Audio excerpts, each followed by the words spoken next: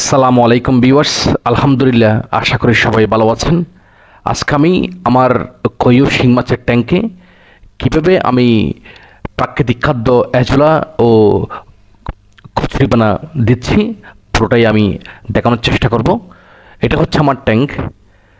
বিশেষ করে যারা কই এবং শিং মাছ চাষ করতে চাচ্ছেন কিংবা চাষ করে আসতেছেন, এই আমরা সবাই একটা জায়গায় আমরা ধরা খেয়ে আসতেছি, সেটা হচ্ছে মাছের যে ফিট কিংবা মাছের যে বাজারের খেনা খাবার, এটা অনেক দাম। কারণ কই এবং শিং মাছের জন্য আপনাকে অবশ্যই হাই প্রোটিন খাবার ইউজ করতে হবে। আর আমি মনে করে থাকি ওই হাই প্রোটিন যেটা আপনাকে কিনতে হবে না, তার বিকল্প খাবার হচ্ছে এই অ্যাজোলা বা খুদে ফেনা। আপনারা দেখতেই পাচ্ছেন এই ক্যারেটের মধ্যে দুই ধরনের এখানে ফেনা আছে। যেটা একদম খুব ছোট, ওই যেটা একদম খুবই ছোট, এটা হচ্ছে, এটাকে বলা হয় অ্যাজোলা। যেটার আমি আর এটা হচ্ছে কচুরিপানা। আর হ্যাঁ, এটা হচ্ছে অ্যাজোলা। এটা হচ্ছে অ্যাজোলা। এটার প্রোটিন পার্সেন্টেজ হচ্ছে 35% প্লাস। আপনি যখন গুগলে সার্চ করবেন প্রোটিন পার্সেন্টেজ অফ অ্যাজোলা, দেখবেন 35% প্রোটিন। আর অবাক লাগার বিষয় হচ্ছে, আপনি আমার কথার উপর বেসিস করে আপনি এটা দেবেন তা কিন্তু নয়। আপনি আপনার ট্যাঙ্কে এই অ্যাজোলা, ওই কৈবন শিং মাছের ট্যাঙ্কে আপনি 10 কেজি কিংবা 20 কেজি অ্যাজোলা যখন আপনি প্রয়োগ করবেন, দেখবেন যে 2 ঘন্টার মধ্যে দেখবেন যে অ্যাজোলা হাওয়া হয়ে গেছে। তার অর্থ হচ্ছে এত বেশি প্রোটিন, যেটা কই এবং শিং মাছের একটা প্রাকৃতিক বুস্টার ডোজ।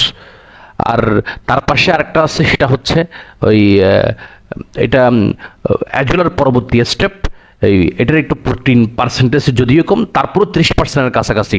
সুতরাং যারা কই এবং শিং মাছ, ওদেরকে আমি বলবো অবশ্যই আপনাকে, যেহেতু আপনার লক্ষ টাকার মাছ, এইখানে যদি আপনি লাভবান হতে চান, আপনাকে বাজারের খাবার কেনার, বাজারের কেনা খাবারের বিকল্প হিসেবে আপনাকে এই প্রাকৃতিক খাবার, এই বুস্টার ডোজ আপনাকে অবশ্যই ব্যবহার করতে হবে। আমি মনে করে থাকি আপনার ট্যাঙ্কের পাশে আপনাকে আরেকটা একটা ট্যাঙ্ক করতে হবে, যেখানে আপনি অ্যাজোলা বা খুদে ফেনা চাষ করবেন। এটা হচ্ছে আমার পটাশ।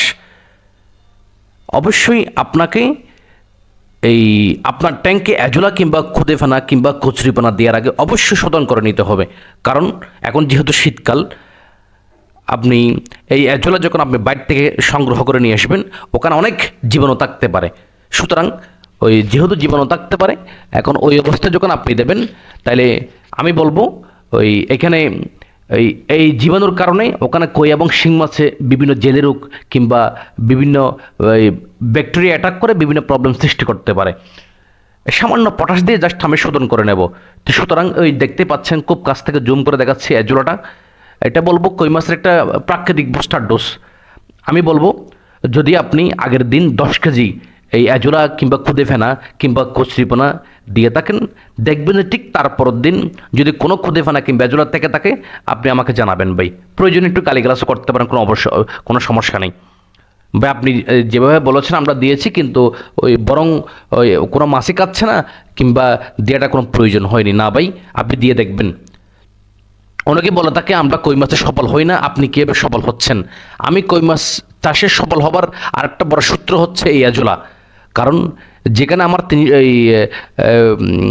সবার মাছ উৎপাদন করতে, খাবার কিনতে অনেক টাকা চলে যাচ্ছে, আমি এটা অবশ্যই মাছের বয়স যখন 1.5 মাসের পর থেকে আমি এটা ব্যবহার করে থাকি। দেখতে পাচ্ছেন কি আমি শোধন করতেছি পটাশ পানি দিয়ে, এবং শোধন করার পরে আমি কিছুক্ষণ পরে যখন মনে করবো এখানে কোনো আর জীবাণু নেই, তখন আমি ট্যাঙ্কে ছেড়ে দেবো। অবশ্য আপনারা আলাদা একটা জায়গায় এটা চাষ করবেন। এটা ছোট্ট একটা জায়গায়, পানির পরিমাণ কিন্তু বেশি থাকতে হয় না। সামান্য পানিতেই ওরা কিন্তু খুব ভালোই বংশবিস্তার করতে পারে। তো সুতরাং আপনাকে যেহেতু মাছ চাষ করতে আসছেন, এখানে আপনাকে পয়েন্টগুলো বের করতে হবে। আপনাকে খরচের কাট আপনাকে কমিয়ে আনতে হবে। আপনাকে খরচটা অবশ্যই কমিয়ে আনতে হবে। আর যেহেতু 1 কেজি খাবার প্রায় 90 টাকা, 100 টাকার উপরে। এখন দেখুন আমি কীভাবে ট্যাঙ্কে প্রদান করব। আমি বলবো, এই ট্যাঙ্কের মাছ চাষ পৃথিবীতে এর থেকে সহজ কোনো ব্যবসা হতে পারে না। আপনারা সবাই আসুন, এবং লাভজনক একটা সহজ একটা মাছ চাষ। এইখানে আমি মনে করি আমি আগেও বলার চেষ্টা করেছি, এখানে শীতকালে কোনো মাছ চাষ বন্ধ হওয়ার কোনো সুযোগ নেই। এখানে সারা বছর কিন্তু মাছ চাষ করা যায়। হ্যাঁ দেখুন, আপনাকে পরিশ্রম করতে হবে ভাই। শুধুমাত্র যেমন এগুলো আমি এখন নিয়ে শোধন করে ট্যাঙ্কে দিচ্ছি। দেখুন, এই দেখতেই পাচ্ছেন, এগুলো খুদে ফেনা কিংবা এজোলা, এগুলো হচ্ছে 35% প্রোটিন। বাজারে যে খাবারটা আপনার 110 টাকা, সেটারও 35% প্রোটিন। বরং এটা খাওয়ানোর ফলে আমি যেটা দেখেছি সেটা হচ্ছে মাছের স্বাদ কিন্তু খুব বেড়ে যায়। একদম যেমন প্রশ্ন হতে পারে ভাই, অনেক সময় বিলে অনেকগুলো বড় বড় কই মাছ পাওয়া যায়, ওখানে তো কেউ তো খাবার দিচ্ছে না। ওদের খাবার তো এইটাই, আল্লাহ সৃষ্টি করে দিয়েছে। ওরা এই খাবারগুলো খেয়ে অনেক বড় হয়ে যায়, এবং যার কারণে আমরা দেশি মাছ যেটাকে বলে সুস্বাদু মাছ। সুস্বাদু হওয়ার পেছনে বড় কারণ হচ্ছে এই প্রাকৃতিক খাবার। সুতরাং আপনারা বিশেষ করে মাছের বয়স যখন হবে 1.5 মাসের পর থেকে, কিন্তু 1.5 মাসের আগ পর্যন্ত আপনাকে, যখন মাছের সাইজটা ছোট থাকবে, তখন আপনাকে বাজারের যেটা 0.5 1 mm এগুলো ব্যবহার করতে হবে।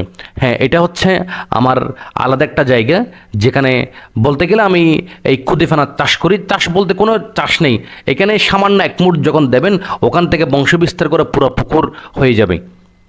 হ্যাঁ, এখান থেকে সংগ্রহ করে আমি আমার ট্যাঙ্কে সাপ্তাহিক 2 দিন পর 3 দিন পর আমি দিই। আপনাদের অবশ্যই একটা ছোট্ট জায়গায় এখানে পানি, যদি আপনি যেখানে এই এজোলা কিংবা খুদে ফেনা চাষ করবেন কিংবা সামান্য কচুরি ফেনা, ওখানে আপনার পানির পরিমাণ এমনকি 8 ইঞ্চি 10 ইঞ্চি পানি হলো যথেষ্ট। আপনাকে বিকল্প সূত্র আপনাকে জানতেই হবে। সুতরাং যেহেতু তত্ত্ববহুল ভিডিওতে চেষ্টা করে থাকি, এখানে প্র্যাকটিক্যাল, এখানে আমার বৈশিষ্ট্য হচ্ছে যেটা আমি ইউজ করতেছি ওইটাই আপনাদের আমি শেয়ার করি। সুতরাং আপনার গঠনমূলক সমালোচনা করবেন, এবং যে ভালোবাসা দিয়ে যাচ্ছেন শুকরিয়া। আর আমি বলবো আপনারা মাছ চাষ শুরু করুন ট্যাঙ্কে। সকলকে অসংখ্য ধন্যবাদ এবং সুস্থতা কামনা করি। আসসালামু আলাইকুম।